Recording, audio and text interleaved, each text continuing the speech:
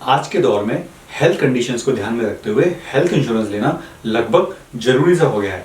आपको अगर ये जानना है कि हेल्थ इंश्योरेंस लेते समय क्या क्या सावधानी रखनी चाहिए तो आप हमारा इस टॉपिक पर ये वीडियो जरूर देखिए।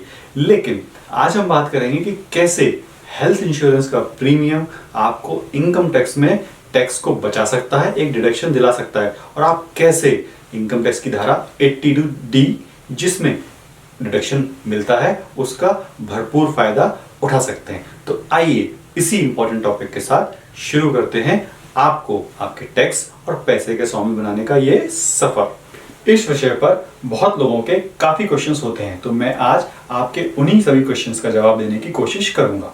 पहला प्रश्न ये होता है कि यह किस व्यक्ति के लिए एलिजिबिलिटी होती है, यानी किस व्यक्ति को यह अलाउड होता है। तो उसका जवाब यह है कि यह अलाउड होता है इंडिविजुअल और HUF को। इनके अलावा चाहे पार्टनरशिप फर्म हो चाहे कंपनी हो, उनके लिए सेक्शन 80D नहीं अलाउड होता है।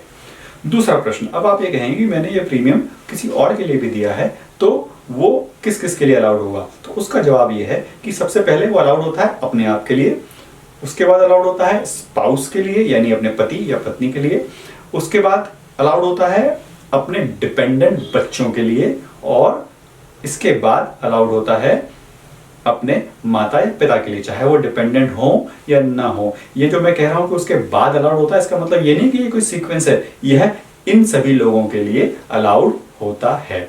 अब तीसरा प्रश्न जो सबसे महत्वपूर्ण है, अब आप ये पूछेंगे कि किस तरह के पेमेंट, क्योंकि हेल्थ इंश्योरेंस तो बहुत प्रकार के होते हैं, किस तरह के प्रीमियम के लिए सेक्शन 80D एप्लीकेबल होता है। तो ये 3 तरह के पेमेंट्स के लिए section 80D health insurance premium applicable या अलाउड होता है। पहला, मेडिक्लेम इंश्योरेंस का प्रीमियम अगर आप पे कर रहे हैं तो वो अलाउ होता है। यदि आप सेंट्रल गवर्नमेंट की किसी हेल्थ इंश्योरेंस कंट्रीब्यूशन करते हैं उसके लिए, या कोई भी नोटिफाइड हेल्थ इंश्योरेंस की जो स्कीम होती है उसमें कोई कंट्रीब्यूशन करते हैं तो वहां पर भी अलाउड होता है। और तीसरा, प्रिवेंटिव हेल्थ चेकअप्स के लिए अलाउड होता है। प्रिवेंटिव हेल्थ चेकअप्स का मतलब होता है जैसे आपने कोई ब्लड टेस्ट कराया या एक्सरे कराया या अल्ट्रासाउंड हुआ तो उसके लिए भी आपको सेक्शन 80D की डिडक्शन अलाउ होती है। अब सबसे महत्वपूर्ण प्रश्न, मैं जो ये बार बार कह रहा हूं कि सेक्शन 80D की डिडक्शन अलाउ होती है, तो वो कितने रुपए तक, क्या उसकी लिमिट होती है, वो आपने को समझनी है। अगर हम बहुत स्मार्टली प्ले करेंगे तो हम शायद हायर डिडक्शंस क्लेम कर सकते हैं लीगली। आइए समझते हैं। सबसे पहले इसकी जो लिमिट होती है वो लिमिट होती है 25,000 पर एनम, यानी हर सालाना आप 25,000 रुपए 80D में क्लेम कर सकते हो। लेकिन इसमें एक सब लिमिट भी है। यदि आपने खर्चा जो किया है वो प्रिवेंटिव हेल्थ चेकअप के लिए किया है तो उसकी एक सब लिमिट है 5,000 रुपए तक, यानी उसकी लिमिट 5,000 तक हो सकती है। एक उदाहरण के रूप में समझते हैं इसको। मान लेते हैं कि आपने मेडिकल हेल्थ इंश्योरेंस का जो प्रीमियम है वो पे किया 10,000, ठीक है, और आपने प्रिवेंटिव हेल्थ चेकअप में 8,000 रुपए पे किया। तो क्योंकि वैसे तो ये 25,000 के अंदर है तो 10 और 8 18 लाभ होना चाहिए आपको, लेकिन क्योंकि उसकी लिमिट 5,000 अलग से है तो आपको अलाउ होंगे 15,000 रुपए। मेरे ख्याल से आपको समझ में आ गया होगा। आगे बढ़ते इसी के साथ, यदि कोई व्यक्ति अपनी फैमिली के साथ, अपनी फैमिली को तो हेल्थ इंश्योरेंस में इन्वॉल्व करता ही है, लेकिन साथ ही साथ अपने पेरेंट्स को भी शामिल करता है, और वो पेरेंट्स नॉन सीनियर सिटीजन होते हैं, यानी 60 साल से उनसे कम होते हैं, तो उसके लिए उनको 25,000 रुपए एडिशनल डिडक्शन मिलती है, यानी 25,000 रुपए अपनी फैमिली की, 25,000 रुपए अपने पेरेंट्स की। चलिए इससे और आगे बढ़ते हैं। अब बात करते हैं कि यदि वो पेरेंट्स सीनियर सिटीजन हैं, यानी 60 साल की उम्र से ज्यादा हैं, तो वो जो लिमिट 25,000 थी पेरेंट्स की वो बढ़कर हो जाती है 50,000। अब आप समझ गए होंगे कि 25,000 की लिमिट अपनी फैमिली की और 50,000 की लिमिट सीनियर सिटीजन के केस में अपने माता पिता की। टोटल अगर आप क्लेम करना चाहें आफ्टर पेमेंट तो वो हो जाएगी 75,000। तो मुझे लगता है कि अगर हम, क्योंकि हेल्थ के लिए खर्चे तो हर व्यक्ति करते ही हैं, अगर हम खर्चे कर ही रहे हैं, अगर हम हेल्थ इंश्योरेंस प्रीमियम दे ही रहे हैं, तो हम अगर इस तरीके से प्लान करें तो शायद 75,000 रुपए तक का क्लेम हम कर सकते हैं। अब इसमें 2 बातें मुझे आपको विशेष रूप से बतानी है। क्या है वो विशेष बात? पहली बात, ये जितना भी पेमेंट होगा ये पेमेंट हम कर सकते हैं अदर देन कैश मोड से, यानी कैसे? बैंक के चेक के थ्रू, अकाउंट पे चेक के through, RTGS, NEFT, IMPS, UPI और जितने भी बैंकिंग चैनल के साधन है उनसे ही हमें करना होगा। और दूसरी बात यह है, लेकिन इसमें एक प्रोविजो है कि अगर हमें प्रिवेंटिव हेल्थ चेकअप यानी कोई टेस्ट कराना है या कोई प्रिवेंटिव हेल्थ चेकअप के लिए खर्चा करना है, वो हम कैश में भी कर सकते हैं। तो अब आपको समझ में आ गया होगा।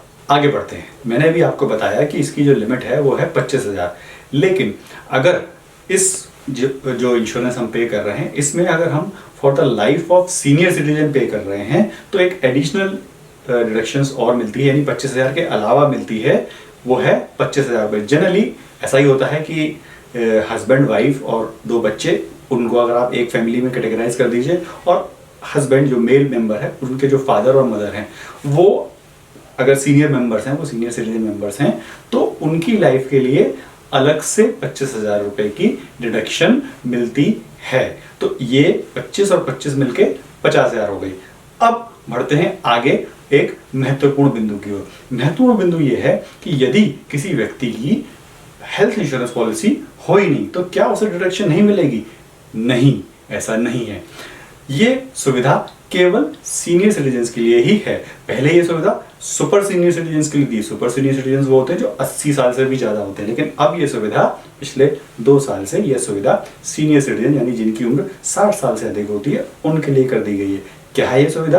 कि यदि आप कोई मेडिक्लेम इंश्योरेंस पॉलिसी का प्रीमियम नहीं पे करते हैं तो सीनियर सिटीजन्स के लिए, हेल्थ के लिए जो आप एक्सपेंडिचर करते हैं वो एक्सपेंडिचर आपको सीधे सीधे डिडक्शन के रूप में अलाउ हो जाते हैं, मैक्सिमम 50,000 रुपए तक। तो हुआ ना ये फायदे का सौदा। अब मुझे 2 बातें आपको विशेष रूप से बतानी है। क्या है 2 बातें? पहली बात है कि जितना भी पेमेंट हमें करना है वो अदर देन कैश मोड से करना है, यानी हम चेक के थ्रू कर सकते हैं, हम आरटीजीएस कर सकते हैं, हम एनईएफटी कर सकते हैं, आईएमपीएस कर सकते हैं, यूपीआई कर सकते हैं, और सारे बैंकिंग चैनल के साधनों से हम पेमेंट कर सकते हैं, या करना पड़ेगा तभी ही डिडक्शन मिलेगी। इसमें भी एक रिलैक्सेशन है। ये जो प्रिवेंटिव हेल्थ चेकअप है इसके लिए हम ये खर्चा इन मोड से तो कर ही सकते हैं, लेकिन इनके अलावा अगर हम कैश में भी पे करते हैं तो भी प्रिवेंटिव हेल्थ चेकअप का खर्चा 5,000 रुपए की लिमिट तक का खर्चा हमें अलाउड होता है। अब आपको समझ में आ गया है कि अगर आपको अपने इनकम टैक्स रिटर्न में हेल्थ इंश्योरेंस से रिलेटेड कोई डिडक्शन लेनी है, अपने से संबंधित, अपने बच्चों से संबंधित, अपने माता पिता से संबंधित, या फैमिली के जो खुद पे कर रहा है उसके कोई सीनियर सिटीजन उसके साथ है, तो उसके लिए भी जो भी एलिजिबल कैटेगरी में मैंने आपको बताया कैसे लेना है और कैसे आपको लीगली अपने इनकम टैक्स रिटर्न में क्लेम करना है। तो जैसा कि मैं हमेशा कहता हूं कि देखते रहिए, सीखते रहिए और बनिए अपने पैसे और टैक्स के स्वामी।